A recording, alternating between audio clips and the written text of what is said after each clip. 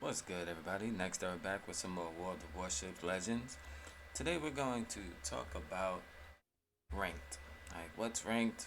What should you be looking out for? What are you trying to do with your role? And all of these fun things.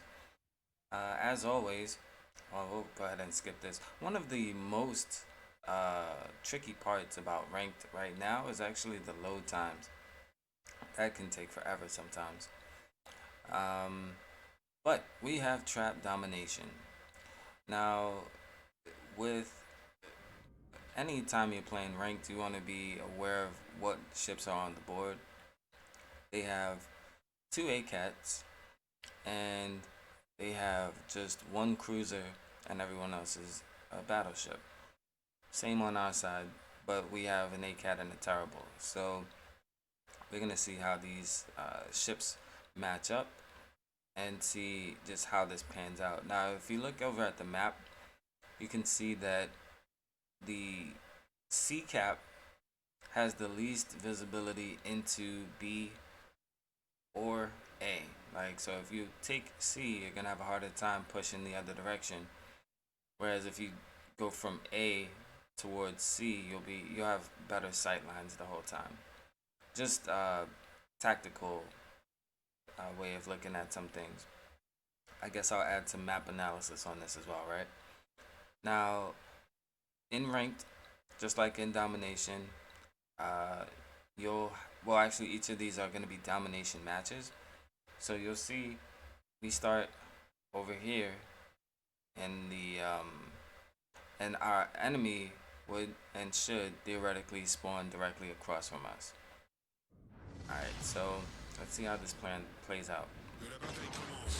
Now, anytime you're playing in a ranked match, you're going to it's your team is incredibly important. I mean, your team's already important in any match you're playing, but when you play in a ranked match, every ship matters that much more. So, in this case, you'll notice a number of our ships are moving forward. There's at least one battleship that's not moving at all, and there are two battleships that are kind of like on top of each other going towards sea. Now, I saw the first destroyer, the other destroyer on my team, it was going into the cap from that side. So instead of, going the same way, I went to get some sight on A and get another angle on where these ships may be going. So I spotted a few ships going this way, so I know that at least maybe two or three are going that way, maybe a destroyer as well. And then I'm looking to see where my teammate, instead of double capping B, is going over this, I guess, spot at C. Now, a destroyer in any match is going to be your primary person for spotting ships. But you always want to do it within reason, because if you spot a ship and get killed, then what was the point? Um, so, like right now, I could shoot the Helena, but the Helena would be able to shoot back much harder. So there's no point in me shooting at him. I'm getting the cap. Now I spotted the other ship. We have this terrible over. I mean the ACAT versus ACAT. They're very close to each other if you look at the map. Our ACAT is trying to evade him, and he got taken out by torpedoes. I got spotted when I fired because the Helena can still see me. If you look at the bottom, I'm still within the Helena is still within my fire range, and so it was able to shoot at me, but not hit me. Now the ACAT that's in there would probably assume that I would have gone straight through here, so I'm not. Now these ships, the way that they're sitting, if you look at the map, they have very few targets that they could hit, even if I spotted them, because the islands to their starboard are, to their right, are so high that they can't shoot over most of these islands. So they're wasting time. So if you find yourself in a position where you can't actually fire at a target, chances are you're wasting time. Now you'll see that A was capped, right? Before the Helena got there, A got capped, which means the other destroyer is more than likely there. Now we have the first set of torpedoes coming in. We just say no to those. Now this guy is still here. Most likely he's going to be on the left side of the island. Alright, makes sense. And now we are dealing with something that's very common. This is a fight within 2 kilometers, well, within 4 kilometers. He disappears into his smoke, right? So, of course, torpedoes are coming. It's just a matter of where and when. So, I just prepare for them. Now, that's very close, but it's okay. Now, we have a very capable destroyer ship in smoke, but the French, we don't have smoke. You have to just be aggressive. So, and right back into the fight, still trying to take out this battleship.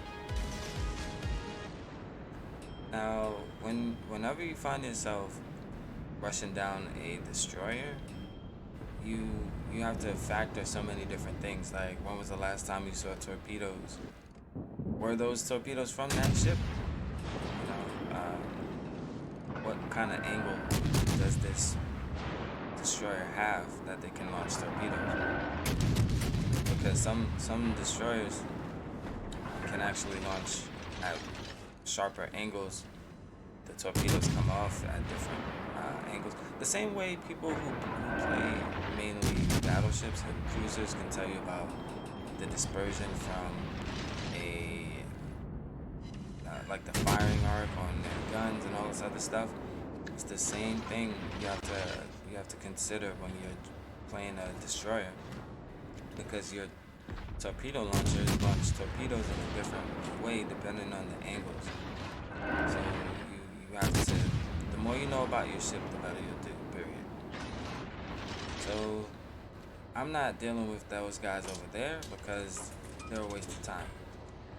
Quite literally, you have 2 battleships that are sailing to the outskirts of the map.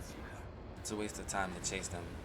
It's even more of a waste of effort for them to go that way because they're losing. So they're only going to continue to lose that way. They're not pressing a cap, and my team is still where they spawned. To kind of give you some idea about that, at least where they were in position to kind of cover C. But where they are right now, they can't do anything, like 0 for B, except for, I think there's a cruiser over here. But they can't do anything. And now, of course, there's a destroyer over there who's just going to pepper them because they stayed so far away from things that mattered, and we lost our other destroyer early. So that destroyer knows that there's no one over there to mess with him. So we're down on, we're up on ships, but judging by how my team is playing, I never relax until it's over. And here's a fun little moment right here. This ship is going very fast, and I wanted to do something fancy, but that was a fail. But that's all right. You know what I mean? That's all right. I just back it on up. You know what I mean? And then I ease out of there like it never happened. Anyway, so anytime you're in a cruiser in a match like this, the cruiser who's going the opposite direction right now is the one who would have been going to chase down this destroyer. It's your job. You know, the same way everybody yells at destroyers to go spot ships, cruisers they're supposed to be chasing destroyers. It's the rock, paper, scissors. Alright, for better or for worse, it's just how the game is structured. Cruisers are way better at dodging torpedoes than battleships, so it's in their best favor to just track down destroyers. This guy is over here. He just killed the destroyer. I know he's going to spot me first because, well, I know my detection is pretty high on this. So there he is. But his detection is really bad as well. It was like 5.5 or something, 5.6. I know mine is like 6.1 in this configuration, I think. But another close quarter moment brought to you by Next, our gamer. Alright, so again, this is all about understanding where would he have launched his torpedoes for best effect. Right? And preparing where I would launch my torpedoes, it's like a counter to his counter to my counter. Like thinking way ahead. And that's how you survive those types of moments. Now we're capping A. This match is essentially over. Look at where those enemy battleships are, and also look at C cap on my team. That battleship that's still that far back. Anytime you're in a position to have no effect on a match, means that you're giving the enemy more time. Look how far those torpedoes go. It's amazing, right? And so anytime you are just in a position where you're not doing anything, like this cruiser at least went over here and capped. He's like, I'm not gonna have a one-on-one shootout with two battleships, right? I'll go cap the point and then shoot at them. That's a smart play, because he probably wasn't spotted until he fired. But now that he got the cap, he knows he can shoot. And these guys are just outside of my range. So remember, if you're going to play ranked, which is an optional thing, you do not have to play ranked. But if you're going to play ranked, consider the purpose. Like you're playing to win. There's no kill count. There's no no one cares about any of that. You have to win. And if you plan on winning, then you need to be considering, how am I helping my team? How are the things that I'm doing going to lead to a win? If they are not going to, then odds are you're not doing something that you probably need to do. Now, if you haven't hit that subscribe button yet, I do implore you to go ahead and smash that button. It is quite literally the single most important thing you can do that is free. Alright, definitely appreciate you guys. Remember, I do this for the community, man. This is all for you guys. Alright, I don't have to make these videos, but I enjoyed showing how to get better at the game and how to improve the overall community and level of information, especially for destroyer players, because there's not a lot of verifiable content out there purely for like destroyer players. That's not a knock. It's just a reality. There aren't a lot of hardcore destroyer players that make a lot of videos. Alright? Anyway, appreciate you guys, and I will catch you on the next one. Later.